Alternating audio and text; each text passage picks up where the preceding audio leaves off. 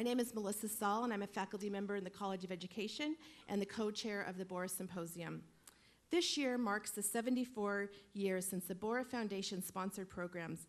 The Borah Symposium is sponsored by the university's William Edgar Borah Outlawry of War Foundation, a separately endowed foundation at the University of Idaho, established in 1929 to honor and continue the work of Idaho Senator William Borah on behalf of peace. Supported by the university's Martin Institute, the Borah Foundation was created to advance research and teaching about the causes of war and the conditions for peace. For more than 50 years, the Borah Foundation has sponsored an annual program on the general theme of the causes of war and the conditions necessary for a lasting peace. The topics of these programs are chosen by the University of Idaho Faculty Student Committee. Will the members of the Borah Committee please stand and be recognized?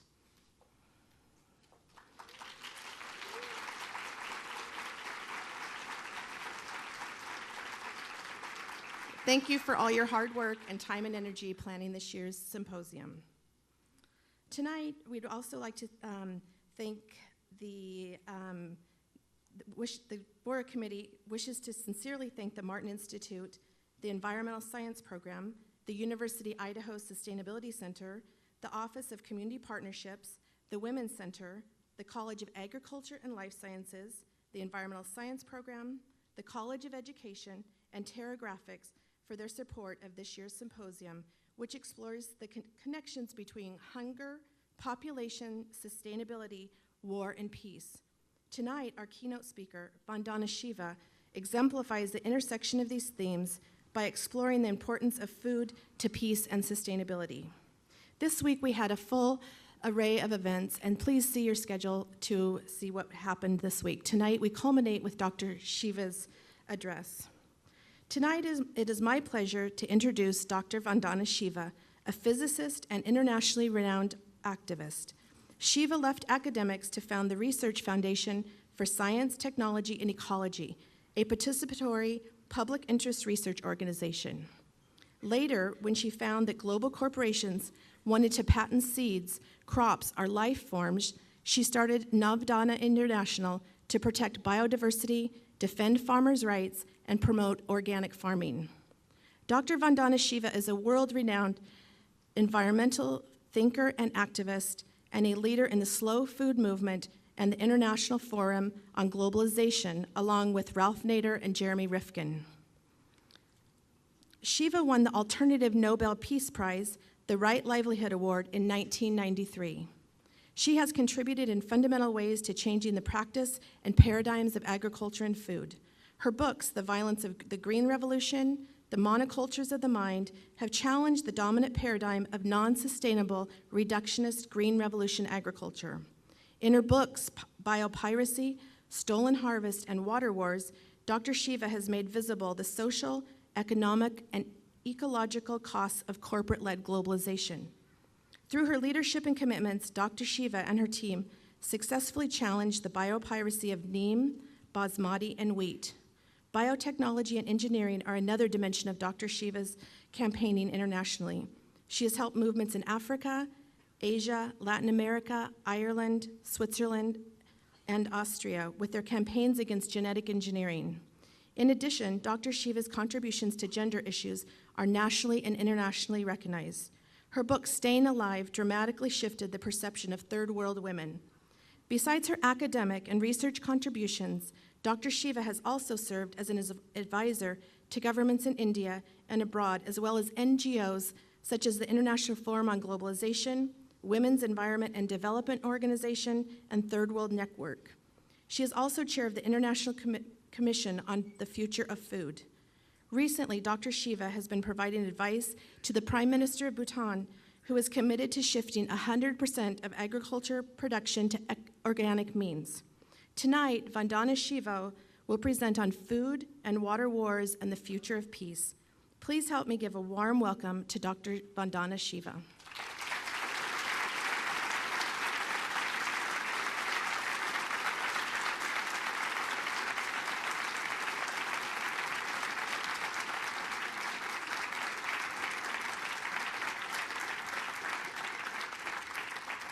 Thank you very much, Melissa, and thank you to the committee for inviting me and for organizing what, in my view, is probably the most important issue related to peace in our times.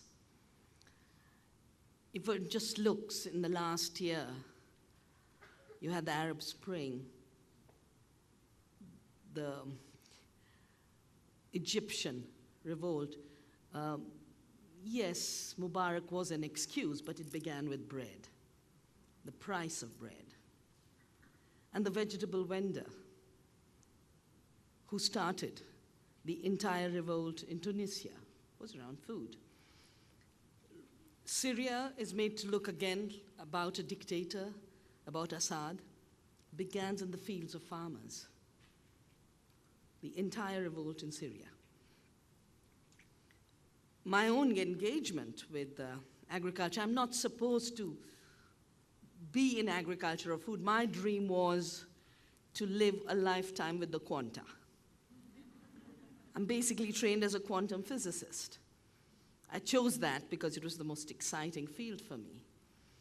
I never imagined I wouldn't be engaged with the puzzles of quantum theory over a lifetime. After all, over a century, we are still solving the problems that Einstein and Bohr were engaged in. It was 1984, which interestingly was the year that became the subject of a book by Orwell. But we had our own Orwellian year in 1984. In the summer of 1984, my country experienced the first terrorism of modern times. If you think frisking at your airports is where it all began, no, it began in India. And we've been having these security checks because our planes used to be hijacked, and I don't know how many of you remember the Kanishka aircraft that was blown up near Ireland, above Ireland. It took off from Toronto and never reached. It was all part of an extremism, a terrorism, one doesn't even know what words to use anymore, that began in Punjab.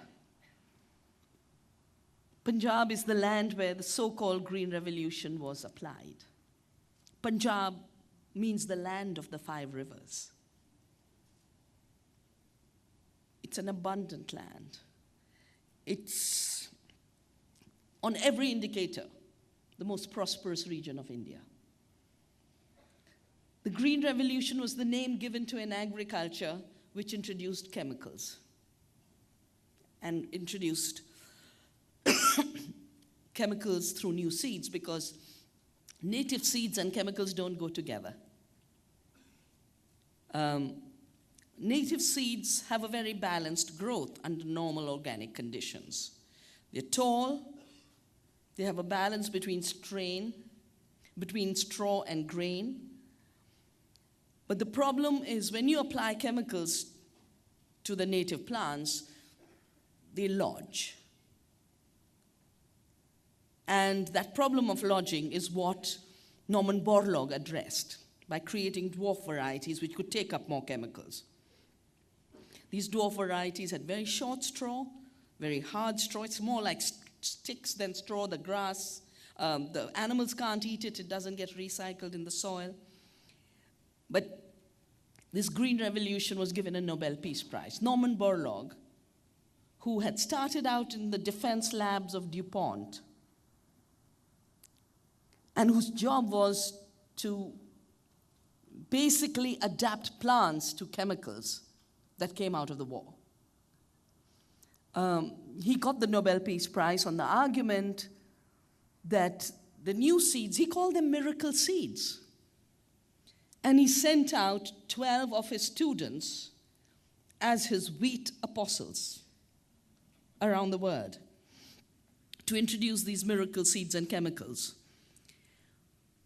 And the Nobel Peace Prize was given to him and the Green Revolution on grounds that chemicals and seeds would create a new prosperity. The prosperity would create peace forever. And the only reason this was called the Green Revolution was because it was a color different from red, and plants are green. Because China was having the Red Revolution, and this was supposed to be a way of containing the spread of the Red Revolution. But in 1984, Punjab was a very bloody place. 30,000 people had been killed. And it was presented as if it was a religious conflict. But I was keeping records. I was keeping newspaper clippings every day. And every killing was related to a Green Revolution position. The head of a seed farm, the manager of a dam, engineers working on a canal. This had nothing to do with religion.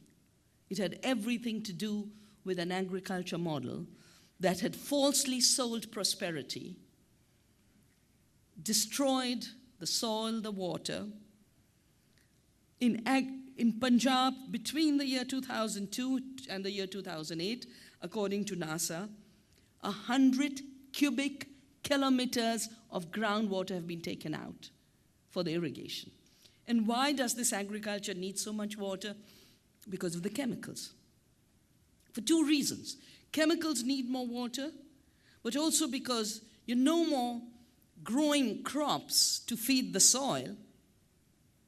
Your soil has no water holding capacity, so you need more irrigation and more frequent irrigation. The combination means more and more water use. Today, in India, 95% of the water is used for irrigating chemical farms. Worldwide, 75% of the water goes to an industrial agriculture.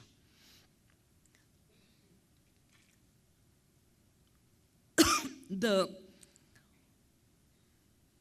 Punjab problem was a problem that forced me to wake up. And by December of that same year, June was when our government, Indira Gandhi was our prime minister, she sent in the army to contain the extremists. And the army, the leader of the extremists was hiding in the Golden Temple, which is the shrine, sacred shrine of the Sikhs. And Punjab is a land of the Sikhs. And maybe this is a little interesting piece. The man's name was Bhinderwale. And Indira Gandhi had cultivated him in order to put down the party of the Sikhs, thinking that a little more extreme will win her political space. But eventually, Bhinderwale became bigger than her. And she had to send the army, exactly like bin Laden was cultivated by the CIA to deal with the Soviets in Afghanistan. And before you knew it, he was bigger than the CIA, had his own empire, had his own networks. So when the Sikhs felt very affronted because their most sacred temple was invaded by the army, two of Indira Gandhi's bodyguards assassinated her later that year. And then, of course, the vicious cycle of violence continued. In turn, the Congress unleashed a terrible genocide against the Sikhs. 2,000 were killed. And those tensions haven't gone yet. The only difference is that at that time, the anger and discontent was expressed outwards. Young men took the gun, threw a bomb. The discontent is still there because the dominant form of chemical industrial farming is still promoted. Now the farmers commit suicide. Punjab is one of the areas in India where farm suicides have become very, very high in the recent years. In 2006, I was called to be on the jury, a people's jury, of a public hearing on suicides in a temple in Punjab. It was in Bhatinda. And it was in the Gurdwara of Haji Ratan.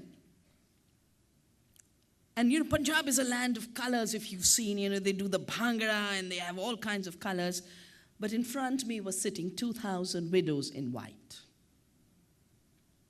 And one after the other, they got up to give evidence. 42-year-old Sukhbir Singh of Chak Sadok had ended his life by jumping into the river. 21-year-old Harjinder Singh could not pay back his debt, consumed pesticide. 20-year-old Hardev Singh, Gurjeet's husband Budh Singh, Baljit's husband Thal Singh, Karamjit's husband Bhola Singh, Manjit's husband Gurinder Singh. 2,000 widows, one after the other, getting up to talk about how their husbands had taken their lives because of the debt that chemicals and seeds had pushed them into. And the irony, of course, is that worldwide pesticides are called medicines in local languages, dawai in Hindi. And yet the farmers know jolly well these are poisons, because when it comes to committing suicide, 95% suicides are by drinking a pesticide. The same year, 1984, the night of 2nd December, a pesticide plant in the city of Bhopal leaked. The plant was owned by Union Carbide. Union Carbide has since then been bought up by Dow Chemicals. Dow claims that all the profits, of course, belong to them, but none of the liabilities. We've had a huge protest, including at the governmental level, about Dow sponsoring the London Olympics. And their name is big in advertising. The person representing ethics on the Olympics Commission has resigned because of this. And Dow says, well, this happened before we bought Union Carbide, so it's not our headache. 3,000 people were killed in one night as this gas leaked. My sister's a medical doctor, and she'd rushed in for relief. I rushed in to provide alternatives in agriculture. And Meera, my sister, tells us how when the doctors from India wanted to know from Union Carbide, what is this gas? Tell us so we can heal our people. And Carbide said, we can't, it's a trade secret. They let people die. The blindness, the respiratory problems, the deaths could have been totally prevented. And of course, the two people who assassinated Indira Gandhi were hanged. Till today, the victims of Bhopal don't have justice. Till today. And it's a group of women who are fighting this issue from 1984 to today, and they don't give up. At the end of 1984, I was so shaken up, I said something so funny with this agriculture that causes so much death and violence. And I must understand it because, I was living an innocent life of a physicist. I had no idea something called the Green Revolution had happened. I do remember 1965, we had a little bit of food scarcity because we'd had a drought. That was used as a conditionality to force chemical farming on India in the name of the Green Revolution. So I decided to study what this thing called the Green Revolution was. The reason I'm not drinking water is I don't drink Aquafina and I don't drink Kinley. I took a pledge with my beloved sisters who were fighting Coca-Cola in Plachimada in Kerala, and they shut that plant down eventually. But when I was leaving and I said, how can I help you? And they said, tell anybody in the world if they drink Coca-Cola, they drink our blood. And I can't look at these bottles. My throat is parched. But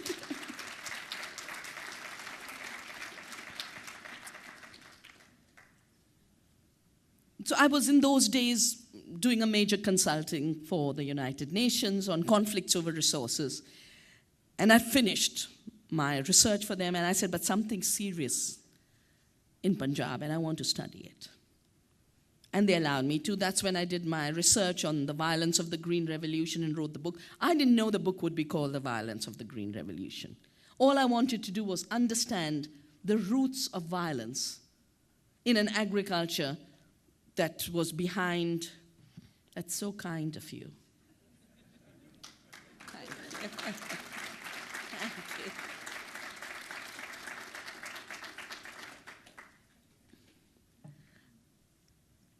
That was behind the disasters of Bhopal and Punjab. And that's when I realized that it wasn't accidental. Bhopal was not an accident. Punjab was not an accident. Agriculture has become like war because it comes from war. Industrial agriculture is a product of war. It's a product of war because when the wars ended, those who had got used to selling chemicals for chemical warfare had to continue to selling their products. And as Sir Albert Howard wrote in his book, The Agricultural Testament, and for those who don't know who Sir Albert Howard was, he was sent to India in 1905 as an imperial botanist. They had no word for agricultural scientists in those days. Agriculture wasn't a science. Farmers did agriculture. The colonizers were doing economic botany. So he was sent off to India to improve Indian farming, and as he writes in his book, The Agricultural Testament, I arrived to see the soils fertile, no pests in the field. I decided to turn the pest and the peasant into my professor. And he studied good farming. So what is good farming like? The result of it was this book called The Agricultural Testament, which is recognized today as the basis of the organic movement worldwide. The Soil Association in UK was formed on the basis of this book. Eve Balfour, a friend of Howard's, started the Soil Association. In this country, the Rodale Institute was created because of the inspiration of Howard. And Howard was a result of the inspiration of nature and peasant farmers of India. And he writes, in the Agricultural Testament, the feature of manuring of the West is to use artificial manures. The factories engaged during the Great War in the fixation of atmospheric nitrogen for the manufacture of explosives had to find other markets. The use of nitrogen fertilizers in agriculture increased. Until today, all manure is chemical. And the cheapest forms of nitrogen, phosphorus, and potassium are on the market. What may be conveniently described as the NPK mentality dominates farming alike in an experimental station and in the countryside. Vested interests entrenched in time of national emergency have gained a stranglehold. This year is 50 years since Rachel Carson wrote Silent Spring. She's written exactly the same thing, that interests who got used to selling chemicals during the war continued to sell them after in agriculture. That's where pesticides came from. Agent Orange, herbicides, war chemicals. And if you just look at the names of the herbicides, Roundup, Machete, Lasso, Pentagon, Prowl, Scepter, Squadron, Lightning, Assert, Avenge. Who would imagine this is for producing food? This is for war. So war in agriculture is not an accident. But because the means of industrial agriculture came from war, they have consequences. They have warlike consequences. They have led to war against the earth of a very serious kind. After I had finished doing my work on the Green Revolution in Punjab, even though it protection of the earth was my passion even before that, beginning with the movement called Chipko, the Hug the Tree movement in my native Himalaya, I decided I was going to spend the rest of my life creating nonviolent farming systems. Because both in terms of social justice and in terms of sustainability, this is where the worst violations are taking place. And this is where the best solutions can be found. 75% of water is abused for a non-sustainable agriculture. But not only are we wasting the water that's taken out of the ground or out of our rivers, and so many conflicts are because of the way, when a river flows its course, and communities have used it for centuries, and it isn't that they haven't done agriculture, but they have done what is called protective irrigation. They use the water to protect the crop. But with chemical farming, you have to do intensive irrigation. You have to constantly pump water. And wherever chemical farming is introduced, one region has to start using more water than it did, which immediately creates conflicts with other regions. So Punjab lost 30 lives around the construction of a canal. This canal was to bring water from Punjab, from the Satluj River in Punjab, to Haryana and then Delhi. Till date, that canal hasn't been completed. And about 5 years ago, the government of Punjab passed a law to saying their water cannot leave their border. Down south, you must have heard of the river Kaveri, which had no conflicts till chemical agriculture started, and then Karnataka and Tamil Nadu started to have conflicts. Blood has been shed. I work with farmers' groups to bring a water peace. And the only way we can bring a water peace is by shifting to an ecological agriculture that is water prudent. And it is possible to reduce water use in farming without reducing food production. We do this on our farm. We have reduced water use by 70% and increased food production.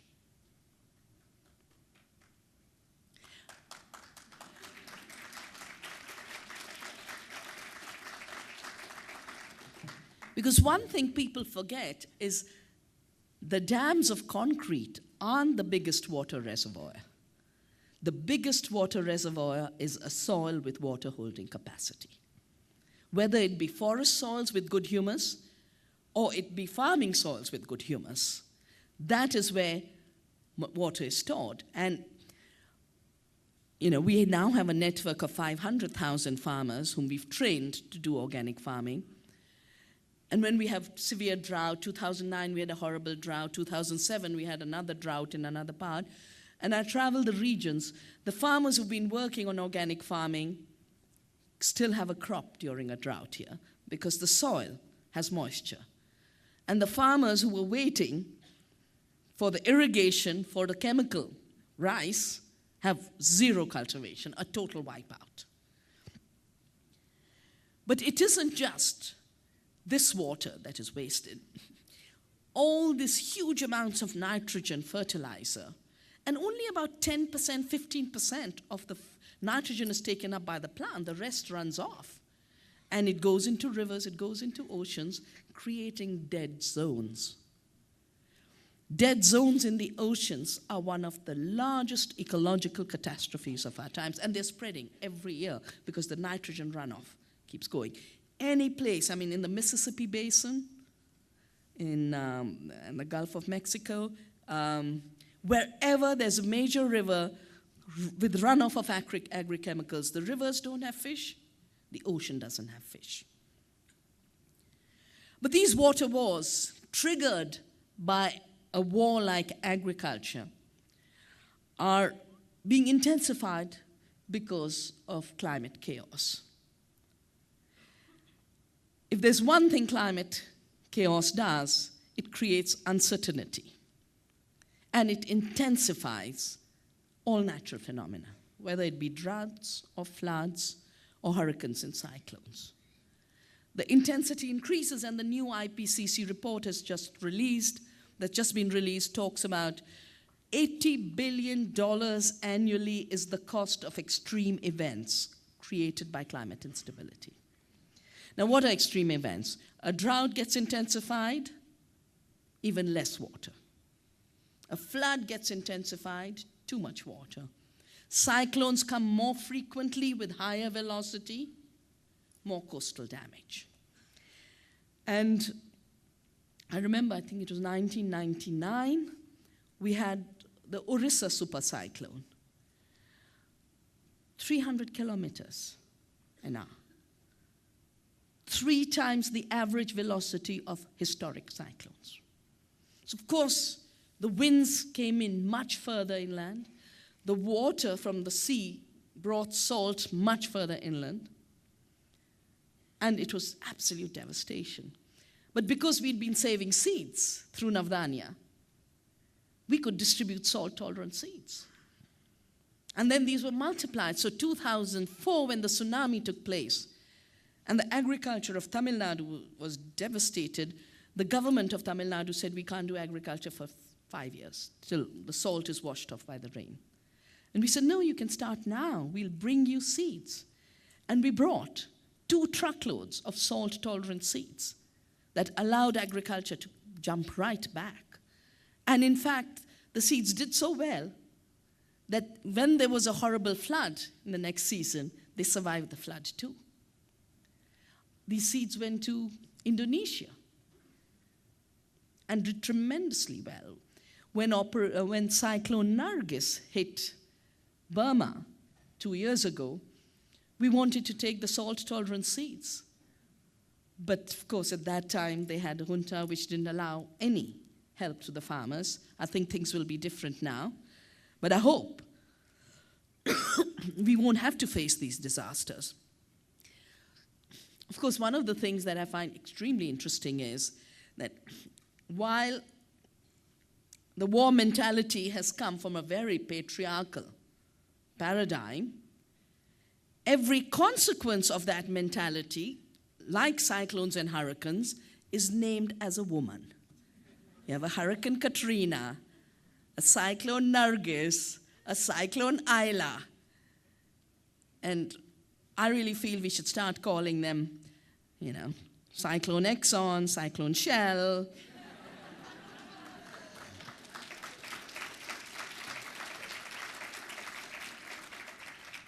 Cyclone Cargill, because nitrogen fertilizers are one of the worst climate destabilizing contributors.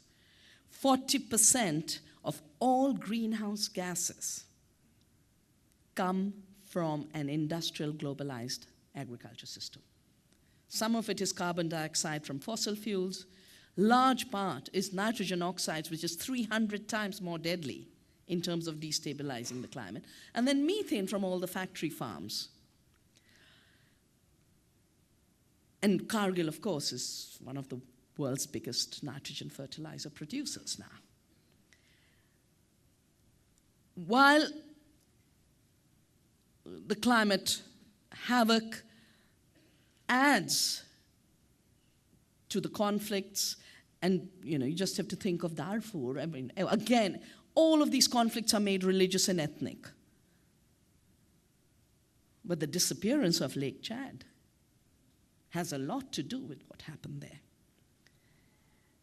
And while the problems that local communities face intensify, and the solutions are there at the local level, for example, climate-resilient crops of the kind varieties we have saved.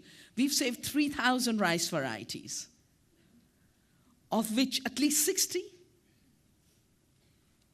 are climate resilient. They can deal with salt, they can deal with floods, they can deal with drought. These are today being patented. There are 1,500 patents for climate resilient crops. Now the corporations, there's 5 corporations are trying to control the seed supply. they have not done anything new. They've taken a seed that was known to be salt tolerant. That's it, and crossed it. But the salt tolerant traits come from what farmers have bred over millennia.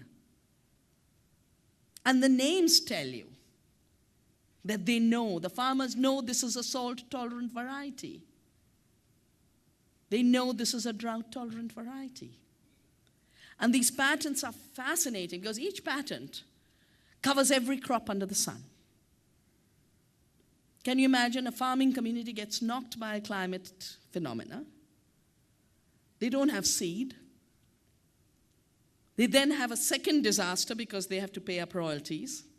And of course, they won't be able to pay royalties in the third world. So the governments will have to pitch in, and more relief will have to be given just to keep the royalty flow to the corporations going. What does it mean in the life of an everyday farmer? Farmer suicides is something we have not had in our country. Our farmers are resilient. They'll be flooded out of their home. They'll come right back and farm 2 years later. 5 years drought, they'll go off and work on a construction site. And at the end of the drought, they'll come right back. But today, farmers are committing suicide. And in the last 15 years, since all these new policies of globalization have changed the seed supply, the markets, we've had 250,000 farmers committing suicide in our country. 250,000, 250,000. I call this a genocide. Because a genocide is the deliberate harm caused to a community. And this is a deliberate harm, because if you are turning seed, which was a common resource, which a farmer could save year in and year out, which a farmer could share with their neighbor, and you decide that this will now be treated as an intellectual property crime, and seed will be the property of corporations, you know that that farmer won't survive. So in the 1980s, companies like Monsanto got together. They formed what they called an intellectual property committee and wrote a treaty. As Monsanto admitted, their representative James Enright said at a talk in Washington immediately after the WTO was signed that in achieving this agreement, we have achieved something unprecedented. We defined a problem and we offered a solution. We were the patient, the diagnostician, and the physician all in one. What was the problem they defined? That farmers save seeds. And what was the solution they offered? That seed saving and seed sharing should be treated as a crime, as an intellectual property crime. And that's the edifice they have built. It's the cotton seed supply Monsanto took over in India. 8,000% was the jump in seed prices. Now, a 5 rupee kilogram seed could be saved. You buy it once, you save it. A 4,000 rupee per kilogram seed has to be bought, not just every season, sometimes 3 times a season, because it's not adapted. If the rain isn't good enough, it fails. If there's too much rain, it fails. If there's a pest attack, it fails. And sometimes farmers end up buying 3 times, but they don't have money to buy. They just put their thumbprint on a piece of paper. And that piece of paper is basically saying the mortgage is again of the land. And 2 years later, when the seed agents of the companies who are the creditors come and say your land is now mine, that's the day the farmer will go into his field and commit suicide.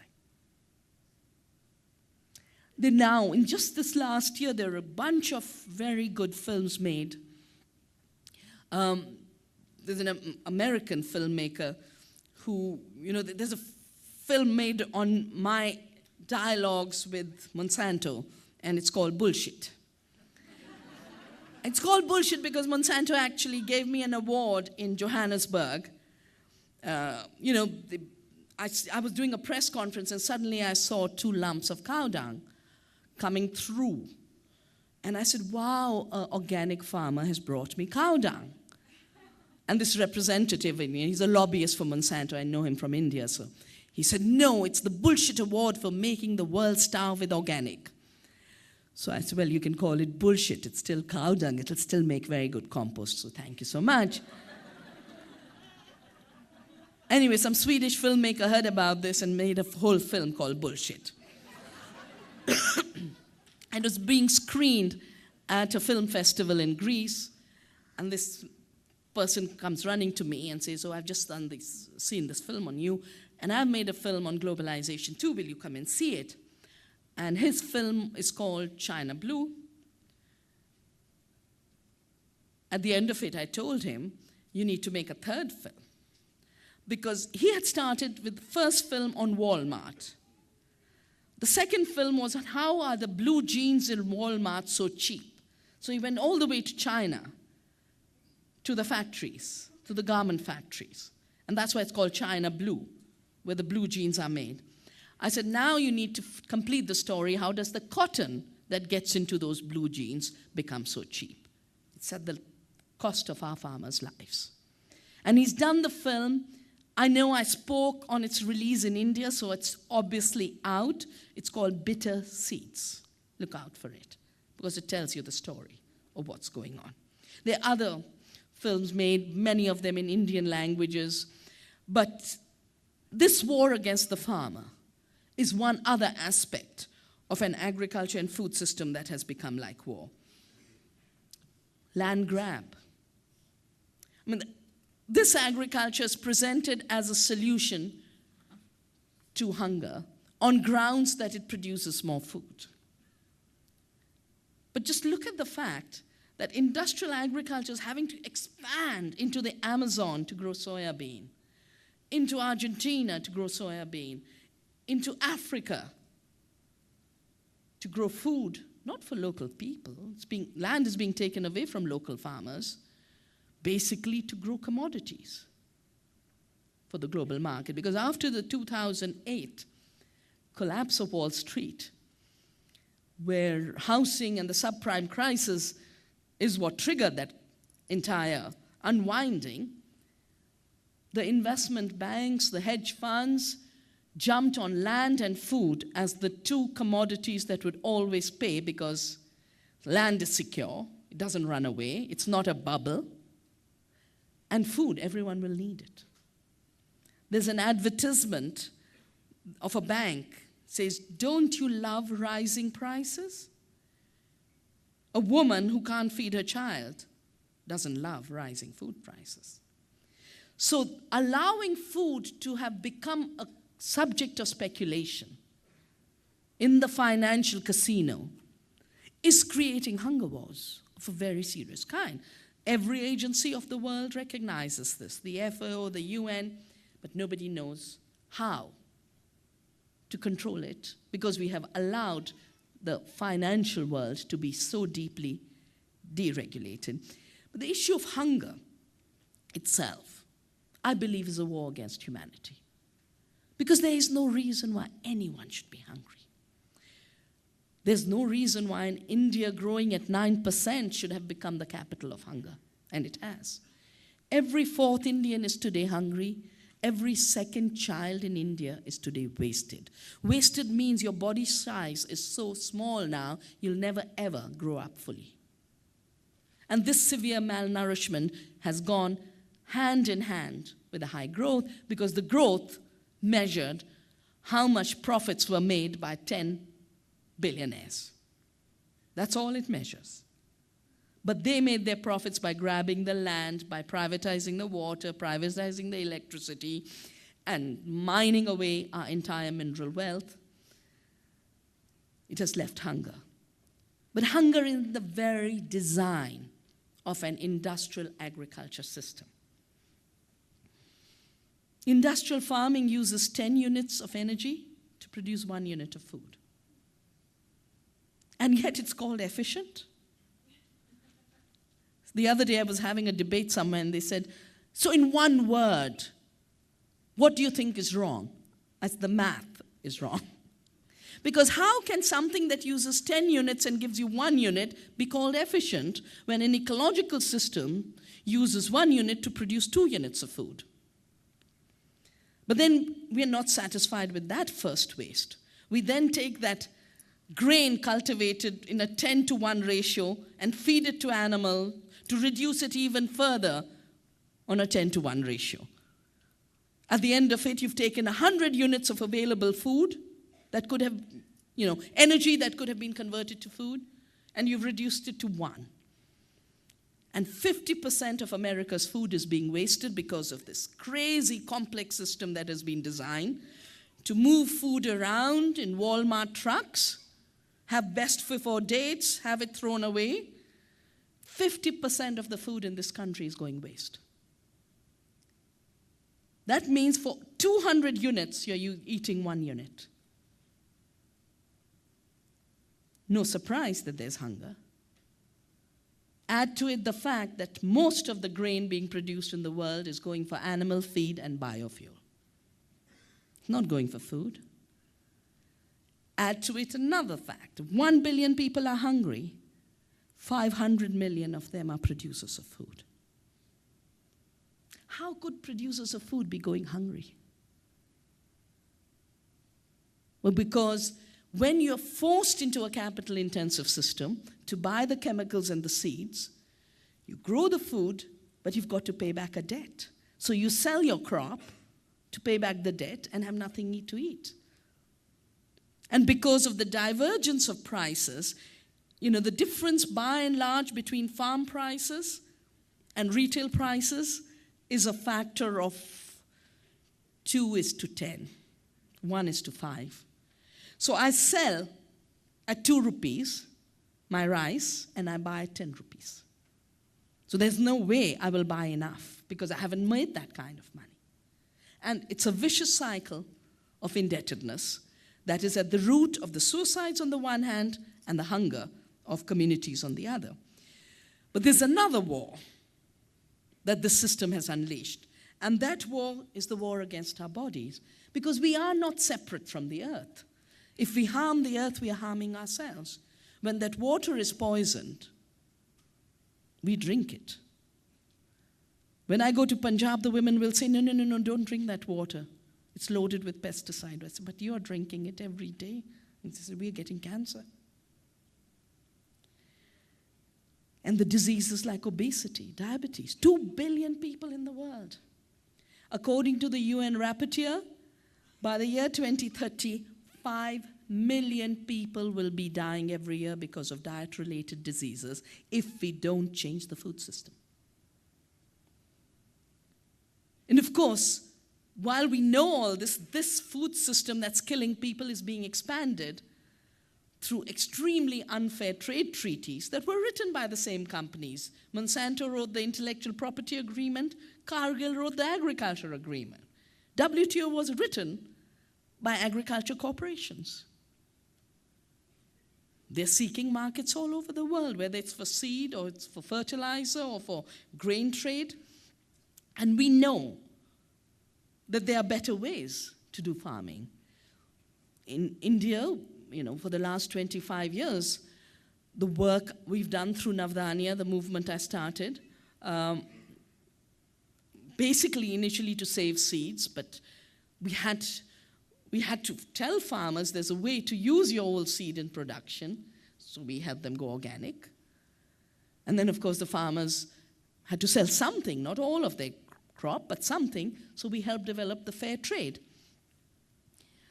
Our data shows that we can grow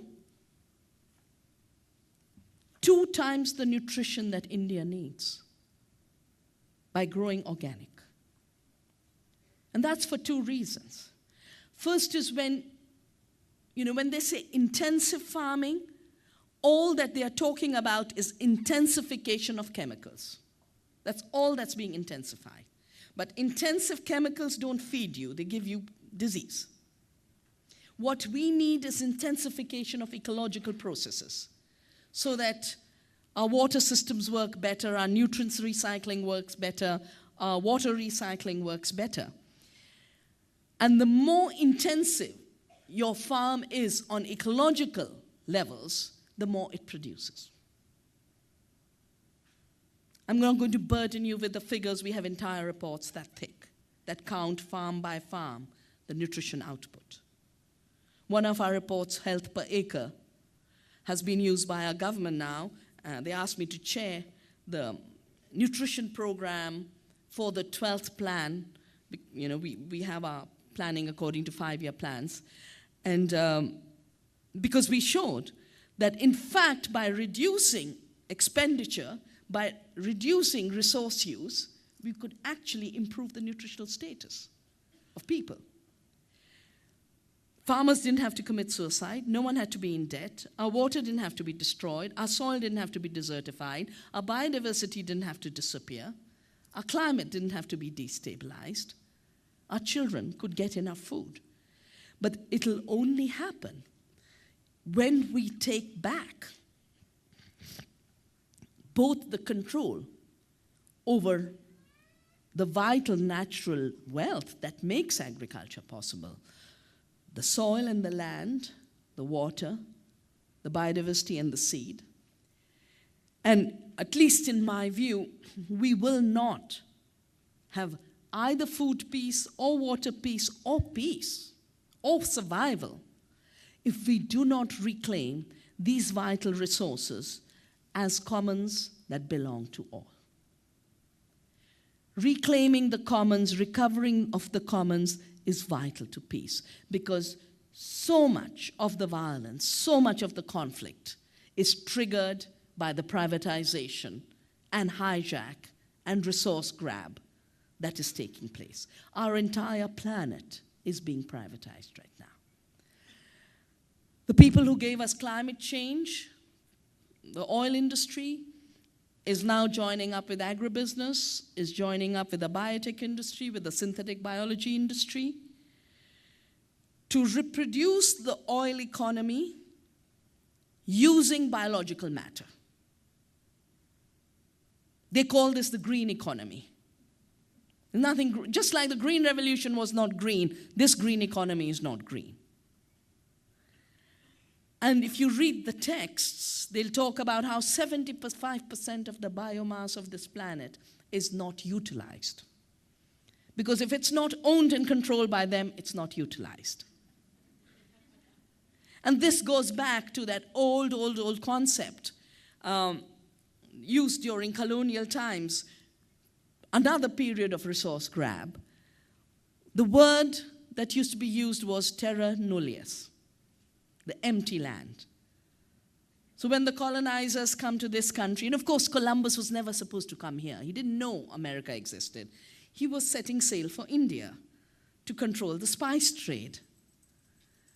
And he landed in this continent, and that's why forever Native Americans have been called Indians. Australia was called the empty land. Native Americans didn't exist. The Aborigines didn't exist. We were all part of the fauna and flora. And why were we not humans? Because we weren't white and we weren't Christians. That was the definition. The papal bull that was given, that was issued in 1492, allowed the kings and queens of Europe to hand over powers to the merchant adventurers of that time. I mean, that's what Columbus was. These were people who were willing to take huge risks, and if they came back, they were very heavily rewarded. They were given a ship, and interestingly, the piece of parchment that was given to Columbus was called the letters patent. Patent means open. When kings and queens conspired against each other, they used to send sealed letters. The open letter was to declare to any territory of the world which was not ruled by white Christian princes that that territory belonged to a European king or a European queen. And that's how colonialism began. At a time where we should be stopping to review where we have gone wrong, whether it is in terms of our relationship with the earth, or it is in terms of our relationship with each other. Every era of that colonialism is being extended. The idea that the planet's resources can be grabbed and owned by whoever can exercise more power and more violence. The idea that privatization of what is common is progress. The idea that you can discount the knowledge of centuries that is in the different cultures of the world. Which is why the system of producing food that has become dominant ends up being a knowledge war. It begins in the mind. The war in the mind is everywhere in every textbook of agriculture. This is how they talk about pests. Our farms have no pests at all. In Dehradun, I was there 2 days ago, and there are 100 varieties of wheat growing right now because we are a conservation farm. And each field is a different color of gold. And yes, you have insects, but you have the ladybird beetle, you have spiders. We haven't killed them with spraying pesticide, and they're doing the work of controlling pests for us. But the war mentality that seeps into agriculture, this is a textbook in pest management. The war against pests is a continuing one that man must fight to ensure his survival. The war story describes some of the battles that have been fought and the continuing guerrilla war, the type of enemies we are facing, and some of the maneuvers for survival. Poor things. I mean, how we've seen everything at war. I've done this now for so long, and I could write a book on the war dialogues. 1998, Cargill came in with sunflower seeds that failed. And I had trained the farmers before that. You know, they'd ask me, so which are the worst companies in the world? And Monsanto wasn't in agriculture then, so I couldn't say Monsanto. I said Cargill. So I taught them everything about Cargill. And then Cargill came to, introduce these sunflower seeds that failed. Your trade representative at that time, Carla Hills, had just been to India and given this big press conference to say, crowbar by crowbar, we are going to dismantle every barrier to our corporations. They wanted a DuPont factory for nylon and something else and something else. And our laws still allowed us to say no. So I briefed the farmers about this. So when the sunflower failed, they went to the Cargill factory and literally, crowbar by crowbar, brought down every brick and had a press conference to say, well, if you bring down our protections, we will bring down your companies and send them right back to you. Well, then the Cargill vice president flies into India and holds a press conference, and talks about our primitive peasants who don't understand how sophisticated Cargill seed breeding is. Because we prevent the bees from usurping the pollen. When they make hybrid seeds, they're preventing the bees from usurping the pollen. And of course, since then, Cargill Seeds has been bought up by Monsanto worldwide. And since then, 70% of our bees have disappeared. Because if you think of bees as thieves, then killing them is not a problem. And later, during the Convention on Biological Diversity, where we were trying to stop the GMOs from being introduced, and we managed to get Article 19.3 into the convention, and Senior President Bush walked out, said he's never going to sign that treaty, and so far the US is not a member of the International Treaty to Protect Species. But this went on for years and years. Even though the US was not a member, but it was present as a negotiator, and always present with the US delegation would be a Monsanto representative. And one of these representatives, and during one of the big intense debates taking place, is trying to justify herbicide-resistant crops. Crops with Roundup resistance bred into them through genetic engineering. We know this technology has totally failed. There's 15 million hectares in this country of superweeds that are now having to be sprayed with Agent Orange to control the weeds. But the Monsanto representative during these UN negotiations says, this technology is so smart, it prevents the weeds from stealing the sunshine. Now, the farmers who save seeds are thieves. The bees who pollinate are thieves. The diversity that grows on our farms is a thief. In a world where you think everything that is stealing from you, you have to exterminate. So war becomes a very necessary consequence in the mind and then in the world. But it goes one step further because people know better. We've just done a new report called The GMO Emperor Has No Clothes. Because sadly, every government is saying, oh, there's increase in food production, the world can't be fed without genetic engineering. Our government says that in Parliament and secretly writes reports on the failures of BT Cotton. White House passes new rules all the time to allow alfalfa and beet. And there's a US Global Food Security Act forcing GMOs on the world. So we decided we were going to be the little boys on the scene to say, the emperor has no clothes.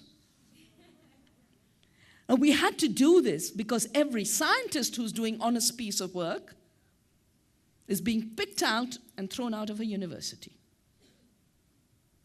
It is literally a knowledge war going on.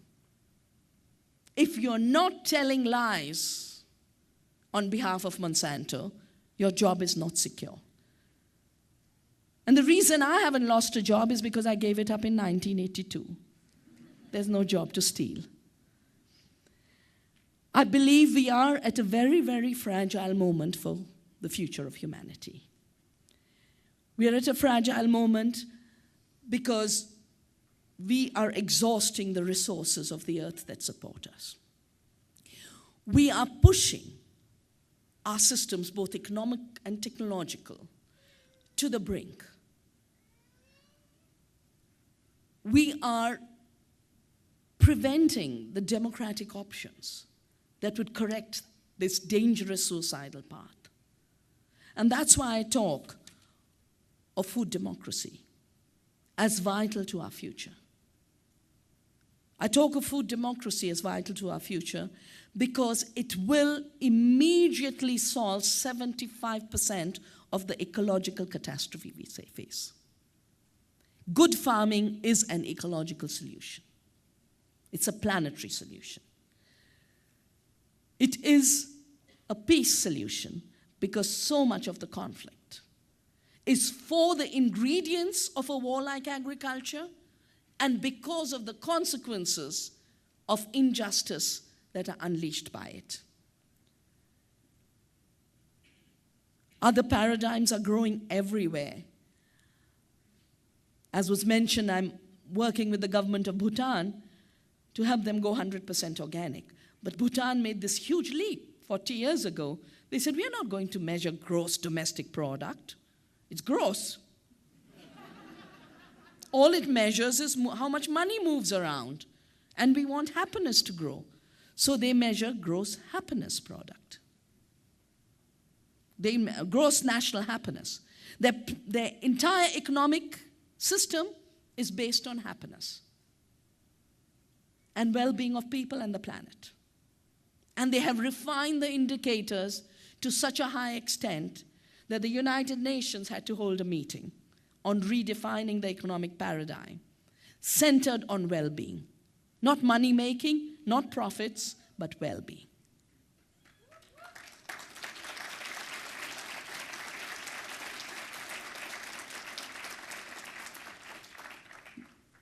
The earth is calling, Every hungry child is calling us.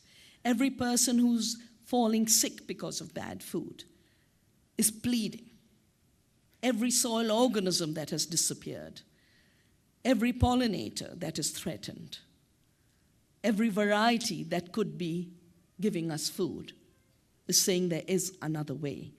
And one seed at a time, one field at a time, one meal at a time, each of us can be part of creating peace through food. Thank you.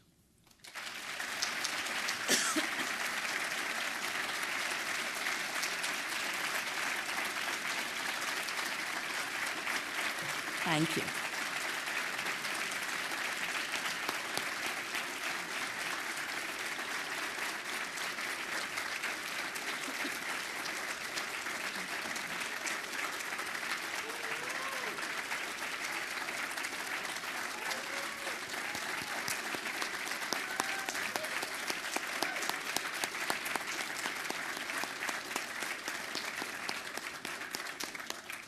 Thank you so much, Dr. Vandana Shiva, for being here at University of Idaho. We are going to welcome questions. We have 2 microphones on each side. I also want to let you know that there's books at the back, and she'll be available for signing those after the question and answer. So thank you again.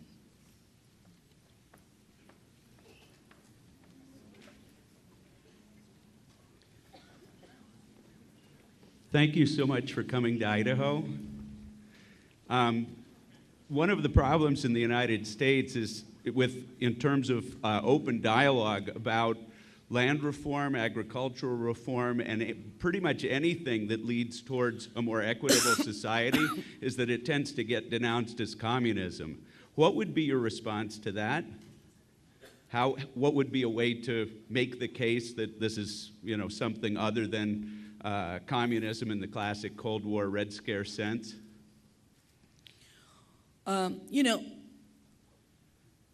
Communism was about centralized systems where people weren't free. It wasn't about democracy. And if there's one thing we are seeing around the food system or even the overall economic system, is that it's under centralized control. If 5 companies control the seed, 5 control the grain trade, 5 control the distribution and retail, and they control governance, they control elections. You've had a Supreme Court ruling saying that limiting corporate donations to elections is interfering in the free speech of corporations. I think what we have is a fascinating mix of corporations as communist rulers, except that it's socialism for themselves. And of course, the ultimate historic paradox of our time is that the surviving communist country, China, has become the lifeblood of the global capitalist world. So things have gone very crazy, and I saw a cartoon in a newspaper the other day over the healthcare reform. And the mother's telling the child, eat your broccoli, and he's saying, socialist. So, which is, I think, what democracy is demanding, is that we have much more fun and be much more creative about the way we discuss freedom in our times. And I'm creating a whole global campaign on seed freedom. And, what we'll have to do is just do the Zen on this freeze of polarization that has taken place in this country. What are everyday steps that the average person can take to be part of the solution? I could not hear that. The question was, what are everyday steps that the average person can do to be part of the solution? Well, I mentioned it in my closing remarks. You holding a beautiful little baby. I'm half blind, but I can see a form of a baby. And I think that baby deserves a good life, good food, which means you need to look out for it. You need to be part of the community of building it. We've been taught too hard to be consumers on a supermarket. And we expect someone to produce a supermarket option. We are citizens of the earth, and we have to create our options through community.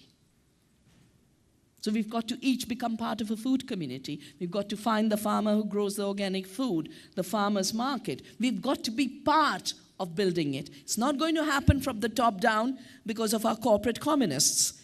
They're going to prevent it. We'll have to do it.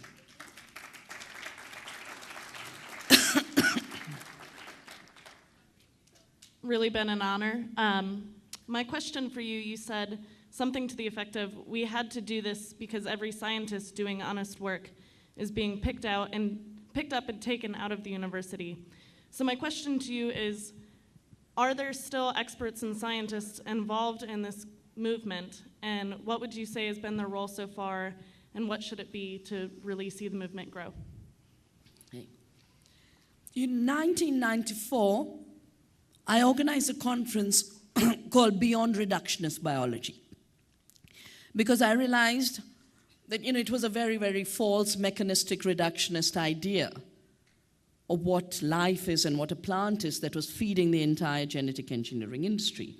Now, most of the really good scientists had no idea what's going on the commercial side. And most activists didn't have enough of the scientific knowledge to be able to respond and deal with it.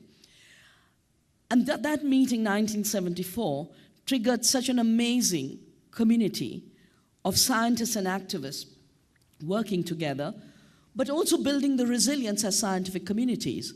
So now in Europe, for example, we have a network of independent scientists.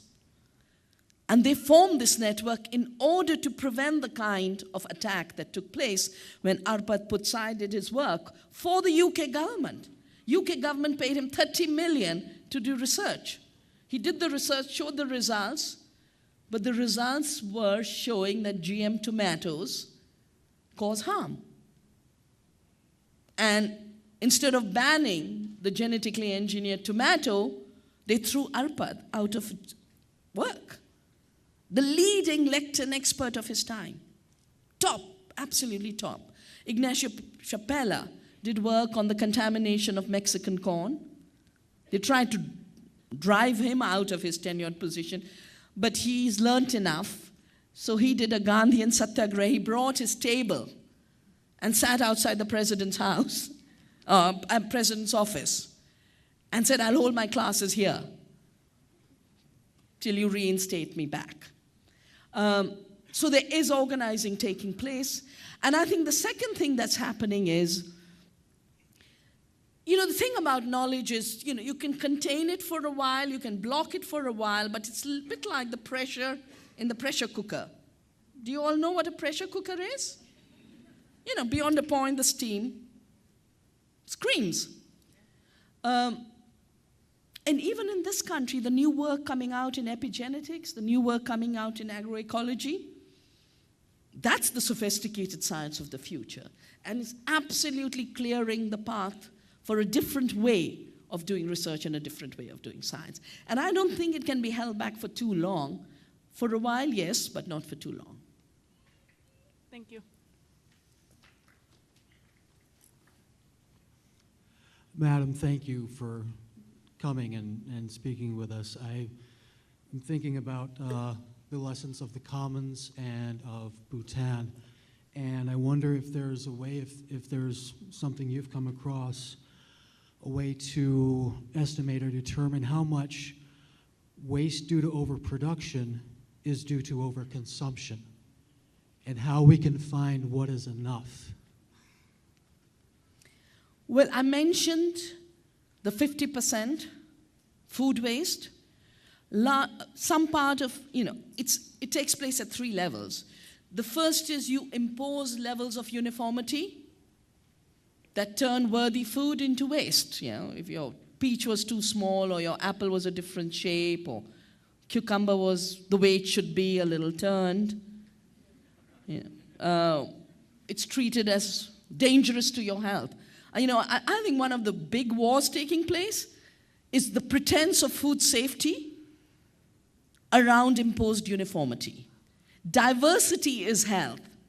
Uniformity is dangerous. But uniformity is being treated and defined as safe because it serves the industry, and diversity is being criminalized. That's the first level. The second level is this long-distance transport.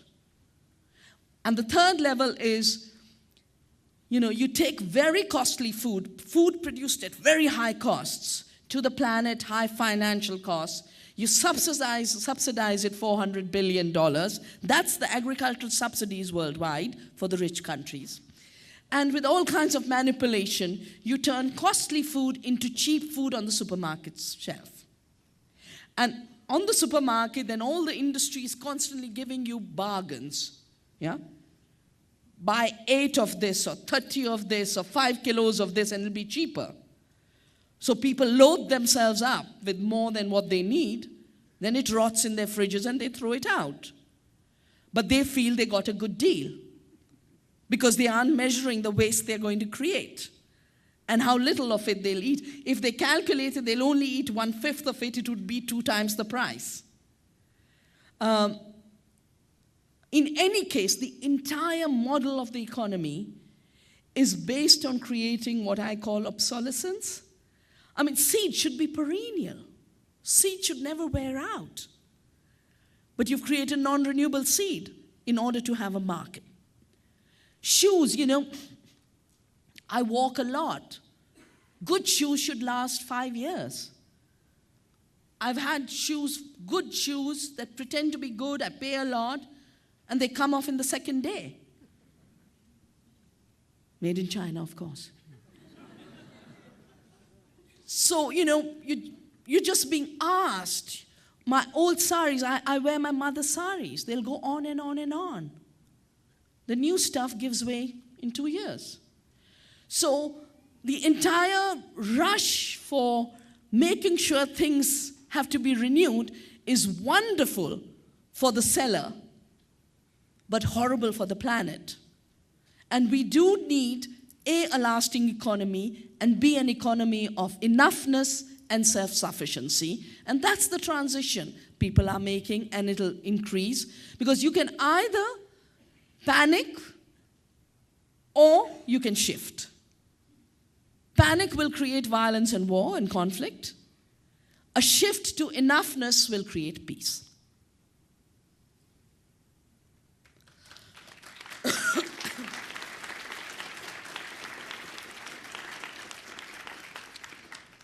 Good night. Good evening. It's an honor to listen to you. Another word that happened right now is on the name of conservation of biodiversity. A lot of people, it's displaced because of conservation, just to limit areas and protect their areas where traditional people have been living there, and indigenous people also, and different communities. One of the people or stakeholders, I guess, that are linked with conservation biodiversity are definitely scientists. And there's all this literature about the integration of traditional ecological knowledge with scientific knowledge. And one of the things that I'm afraid is that basically traditional knowledge are right now thought about the same as the seeds, like patent knowledge, like that it cannot go in that direction. And I want to know if at the end, scientists and people, farmers or indigenous groups, we are holders of that knowledge. So I wanted to know, what are your thoughts on the mechanism to integrate these people to work for conservation biodiversity with justice?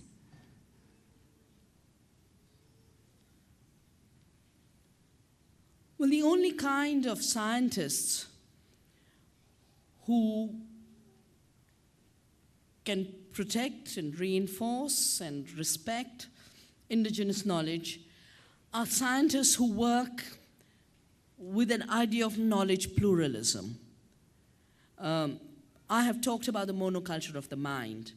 the idea that only mechanistic thought is scientific, the idea that there's only one way of knowing something and doing something. That, in my view, has led to a lot of violence in the world. When you recognize diversity as a principle for organizing life in nature and society, then diversity as a principle of knowledge also flows from that.